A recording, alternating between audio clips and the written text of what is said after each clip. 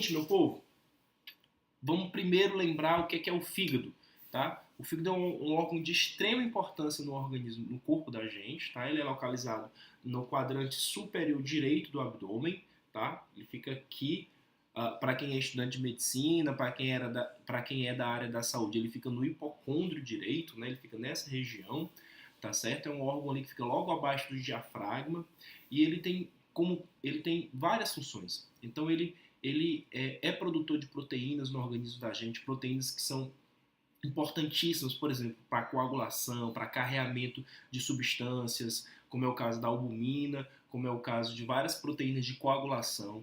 Tá? Ele é super importante para a metabolização de medicamentos, de toxinas, né? Então ele é um dos principais órgãos detox do nosso corpo, né? Então quando o pessoal acha que está tomando suco detox, achando que aquele suco está servindo para alguma coisa, não está. Quem está fazendo essa função, na verdade, é o fígado, né? E o fígado, gente, ele também tem como função, ele tem função de produzir a bile, que é importante para a digestão de gordura. Então uma grande, o fígado é um órgão de grande importância porque ele mexe em várias coisas, de produção de proteínas, digestão de alimentos, de, de, de, de de metabolização de substâncias, tá certo? Quando a gente vai falar de câncer de fígado, e aí eu vou abrir um parêntese, seguinte, a gente pode ter no fígado câncer que ele vem direto do hepatócito, ou seja, da célula principal do fígado. Ele pode ter um câncer que vem de dentro da via biliar. Lembra que eu falei que o fígado produz bile? Então ele produz bile, essa bile cai dentro de um canalzinho, esse canalzinho vai se juntando, chega até a vesícula. São os canais biliares, né? E o câncer ele também pode nascer de um canal biliar desse, tá certo? Aí ele recebe um nome especial, ele seria um colangiocarcinoma, tá certo?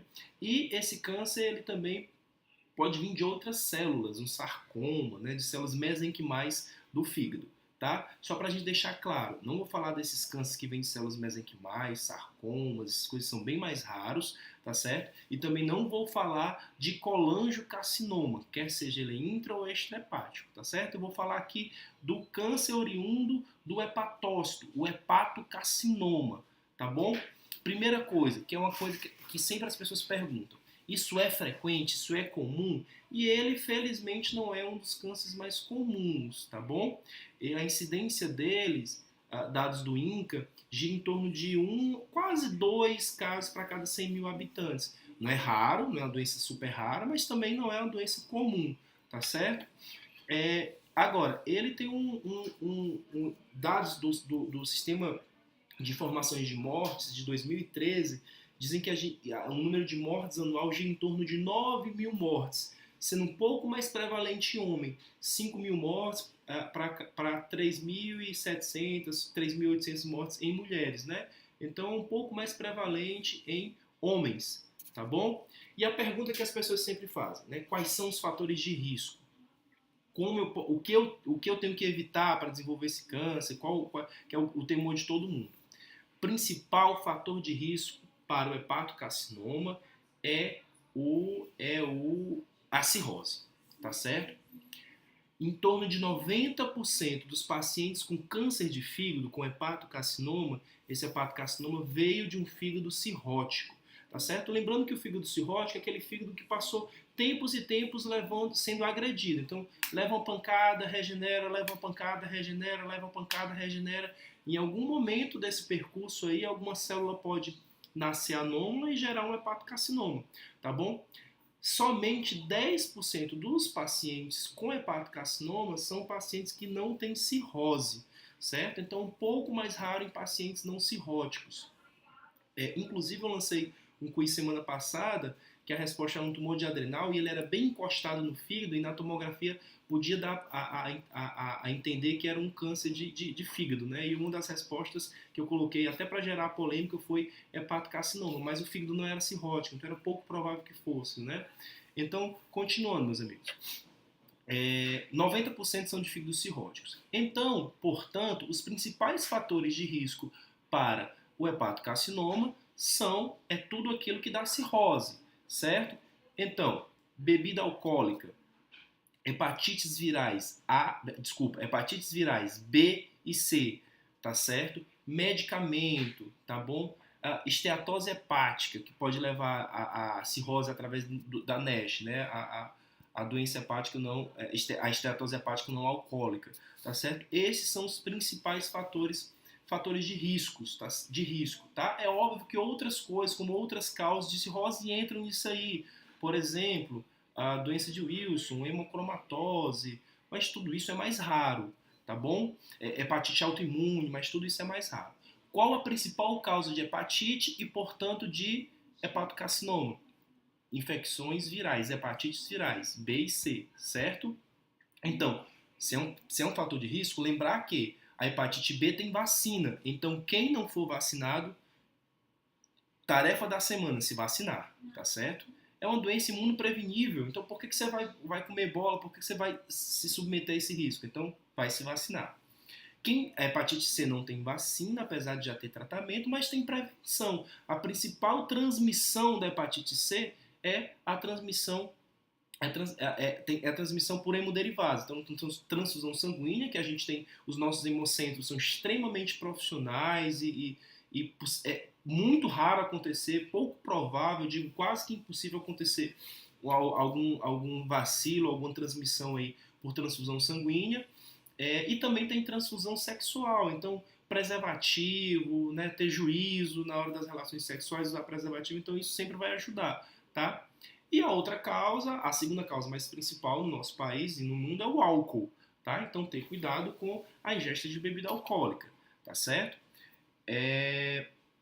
Bom, quais são os sintomas? Né? Isso foi uma pergunta que foi feita pra gente. Quais são os sintomas? O grande problema desta infecção é que ela é assintomática. Dessa infecção não, desculpa. O grande problema desta neoplasia é porque ela é completamente assintomática, tá certo? Ninguém faz nenhum rastreio, não tem prevenção primária, a não ser que você seja de fato cirrótico. Se você tem a condução de um paciente cirrótico, você vai periodicamente fazer ultrassonografias para ver se nasce algum nódulo naquele fígado, para ver se tem alguma coisa. Se tem um nódulo suspeito, vamos para a tomografia, certo? Por que a tomografia? O hepatocarcinoma, ele tem uma peculiaridade que é o seguinte, ele é um tipo de câncer, que é o único tipo de câncer que você dá o diagnóstico sem ser necessário uma biópsia, certo? Então, a característica dele, né, de estar presente no fígado cirrótico, a característica dele de captar bem o contraste na fase arterial, ou seja, quando o contraste está dentro da artéria, o nódulo fica brilhante na tomografia. Quando ele o contraste sai da fase arterial, né, sai da artéria e vai para a veia, vai para a fase mais portal, esse contraste ele sai da artéria, desculpa, o nódulo que antes era brilhante, né, todo hipercaptante de contraste, ou seja, brilhou ali na fase arterial. Quando ele vai para a fase venosa, aquele contraste do nódulo, ele sai do nódulo rapidamente. É um termo que a gente usa que é washout, né? Ele faz uma lavagem rápida, ele brilha intensamente, ele fica bem branquinho na fase de contraste, na fase arterial e na fase mais portal, na fase venosa, aquele contraste já não está mais presente tão intensamente no nódulo. E aí o nódulo fica mais pretinho, né? Assim, para falar termos menos técnicos. E isso é bem característico. Então, hepatocarcinoma você consegue dar o diagnóstico tão somente com a tomografia, é o suficiente, tá? Então, o que acontece? Para pacientes que têm cirrose, você faz rastreio. Você vai rastreando, faz ultrassons periódicos, você pode lançar a mão de fazer o uso da alfa-fetoproteína, que é um marcador, apesar de ele não ser patognomônico, né? Mas começou a aumentar, chama a atenção, faz um exame de imagem, tá? Lembrando que você pode realmente dar o diagnóstico só com a tomografia, tá bom? Para pacientes que não são cirróticos, não tem rastreio nenhum, né? E também não vai te dar sintomas nenhum, tá? Quando eu era residente de cirurgia digestiva, há pouco tempo a gente diagnosticou um hepatocarcinoma num paciente que o achado, na verdade, foi incidental. O paciente tinha uma dor inespecífica, um peso em epigastro, e lá na investigação a gente acabou achando um hepatocarcinoma grande, e a paciente era assintomática, tinha esse pequeno desconforto, e ela não era cirrótica, né? Qualquer dia desse eu posto as fotos desse achado cirúrgico dessa paciente, tá? Então, assim, o grande problema desse câncer é porque ele é completamente assintomático, tá certo? E para onde é que ele manda metástases mais comumente, né? Que é outra pergunta que foi realizada para a gente. Geralmente, pulmão e osso são os sítios de metástases mais comuns, tá bom? E a pergunta, tem tratamento? Tem tratamento, tá certo? E, por vezes, tratamento com possibilidade de cura, tá? Lembrando que 90% desses pacientes, eles têm o quê? Cirrose. Então, qual o melhor tratamento para esse paciente? É o transplante hepático, tá? Porque você resolve o problema do hepatocarcinoma e porque você vai também curar a própria cirrose do paciente. Então, com um procedimento só, você resolve os dois problemas do paciente, tá certo? Qual o problema? Dois problemas. O primeiro deles, a gente tem que estar bem seguro que você vai transplantar um paciente que tem câncer, que você vai imunossuprimir depois e que esse câncer não vai voltar pela imunossupressão e por tudo. Porque do contrário, tu nem está salvando a vida desse paciente, está deixando de salvar a vida de outro que poderia receber aquele órgão, tá? Segundo problema, nós, infelizmente, não tem órgão para todo mundo.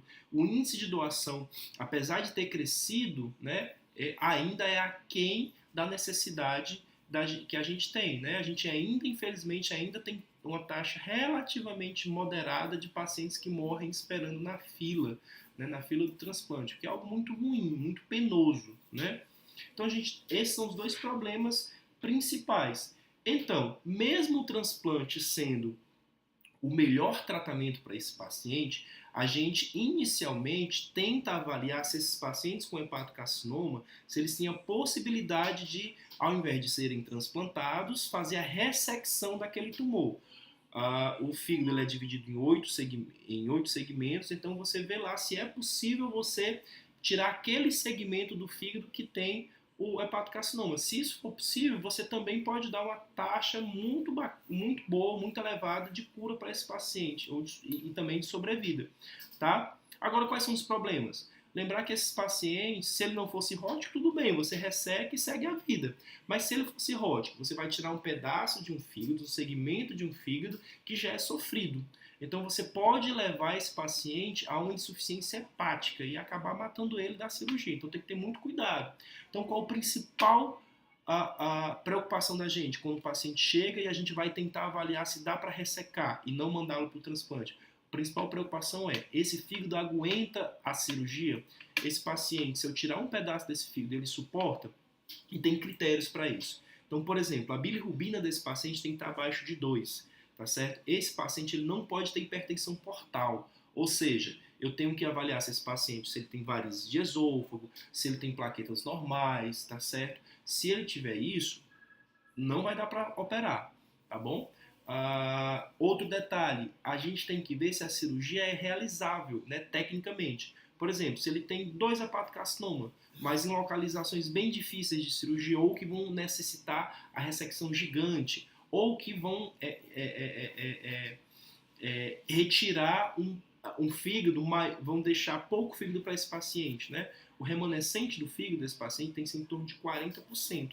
Ou seja, eu posso tirar até 60%, mas vamos supor que os tumores existam de tal forma que eu tenho que tirar 70% do fígado. Não vai dar para operar esse paciente, né? Existem até técnicas que você tenta hipertrofiar o segmento do fígado que vai ficar, de maneira que você consiga operar depois. Você pode embolizar a veia porta para tentar fazer o lado do fígado que vai ficar crescer. Você tem cirurgia que você liga a própria veia porta. São outras técnicas. Mas, a princípio, de cara, você não vai operar um paciente que preencha esses critérios que eu te falei. Né? Bilirrubina acima de 2, plaquetas baixas, varizes de esôfago, todas aquelas alterações de hipertensão portal. Certo? Ou que tecnicamente a cirurgia seja impraticável, que você vai tirar mais de 60% do fígado, enfim, tá bom? Ou que tenha, por exemplo, invasão vascular também, aí não tem mais o que fazer, tá certo?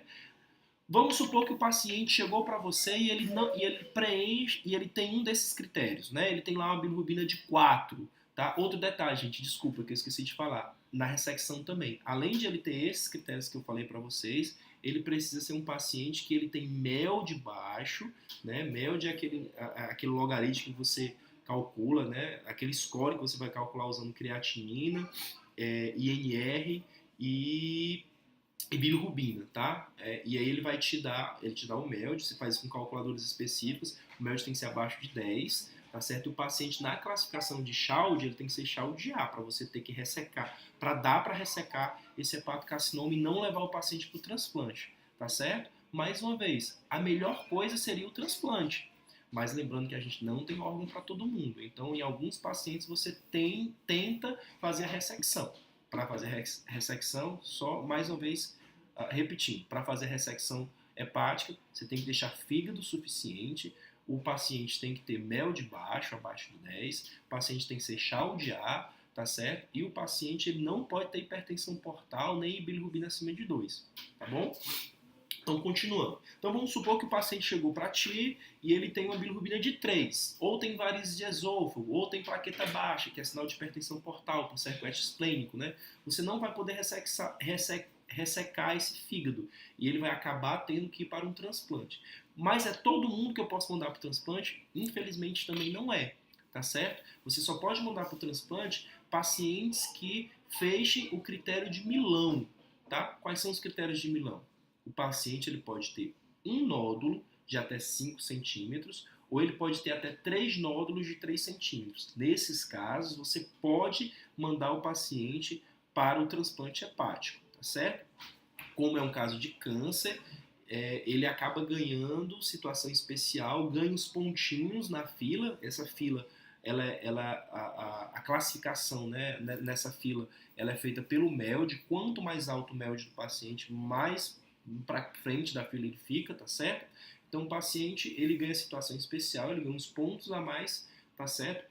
Porque é um caso de neoplasia, tem risco de, enfim, né, de metástases e essas coisas todas. Então, o que é que acontece? O paciente que está dentro do critério de Milão, um tumor único, ou até 3 tumores, um tumor único de até 5 centímetros, ou até 3 tumores de 3 centímetros, ele pode ir para ele pode ir para o transplante. É isso mesmo, Lucas. A gente está falando do hepatocarcinoma, tá certo? Esse caso, não, transplante de fígado não se faz para outros tipos de câncer, exceto os tumores neuroendócrinos, tá? A gente só transplanta, só está autorizado o transplante por tumor no fígado para casos de hepatocarcinoma e tumores neuroendócrinos quando a doença, o tumor neuroendócrino, o sítio primário está controlado e a doença está controlada por 6 meses e restrita ao fígado, tá? A gente aqui especificamente está falando de hepatocarcinoma, tá certo? CHC. Tudo bem? Então vamos lá, gente, continuando. E se esse paciente chegar com um nódulo de 5,5 centímetros, tá bom? E ele tem hipertensão portal, ele tem plaquetas de 70 mil, você nem pode ressecar esse tumor, porque o paciente vai morrer da cirurgia, e teoricamente você também não pode transplantar, porque tem um nódulo de 5,5. O que você faz? Tem alguma coisa que possa ser feito? Tem, tá certo? Você pode tentar fazer um downstage, diminuir o tamanho daquele tumor, por quimioembolização. Você faz um procedimento vascular, tá certo? Injeta micropartículas, injeta quimioterápicos direcionado no tumor e aquele tumor, a tendência é que ele necrose. Ele vai necrosar um pouco, daqui a um pouquinho tu repete a tomografia, repete o exame de imagem e se ele tiver menor, se o tamanho dele for menor, ele, por exemplo, era 5,5, foi para 4, é um nódulo único, ele está apto a desta vez fazer o transplante. E aí você pode listar esse paciente para transplante, tá certo? O transplante, ele dá uma sobrevida fantástica, tá certo? Aqui no serviço que a gente faz parte, nós temos 1.600 transplantes já, o serviço tem 16 anos, e nós temos uma taxa de mais ou menos 30 a 33% de pacientes que foram transplantados na vigência de um hepatocarcinoma, né? Desse total de 1.600, um terço, né, 500 e alguma coisinha, 530. Desse total, a gente tem uma taxa de recidiva em torno de 7%, ou seja, muito baixo, né? Muito baixo, ou seja, o transplante realmente é um tratamento fantástico, né? É óbvio que tem todo o cuidado pós-operatório, né? A nossa taxa de sobrevida em 3 meses é de 90 e poucos por cento, uma taxa muito boa também, né? Mas isso é em cima de muito suor, né? De muita labuta. Mas, felizmente, graças a Deus, a taxa de cura e de sucesso com o transplante é muito boa, tá certo? Outro detalhe, meus queridos, e se esse paciente ele tiver fora de Milão, se ele não conseguir dar o stage, não puder ressecar, o que você pode fazer com esse paciente, né? Tem tratamento que a gente chama, tem tratamento paliativo, né? A gente pode fazer o uso de quimioterapia com o uso do Nexavar, tá? Mas infelizmente aí nesse caso a sobrevida já não é tão boa, certo? Mas felizmente, como eu falei para vocês repetindo, é um câncer de baixa incidência, plenamente curável e plenamente prevenível, né? Os principais fatores de risco são hepatites virais e o álcool. Então, ter controle no álcool, então, se vacinar para hepatite B e ter controle e ter juízo, né? Na hora dos fatores de risco para transmissão de vírus C, certo?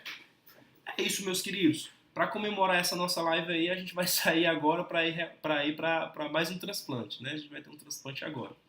Agradecer a participação de vocês e dizer que nos próximos dias a gente lançou outra enquete, tá? Se você tiver ficado com alguma dúvida, com alguma coisa, pode mandar um direct, tá bom? Ou uma mensagem que a gente responde com o maior prazer, tá certo? Valeu, gente. Obrigado pela participação.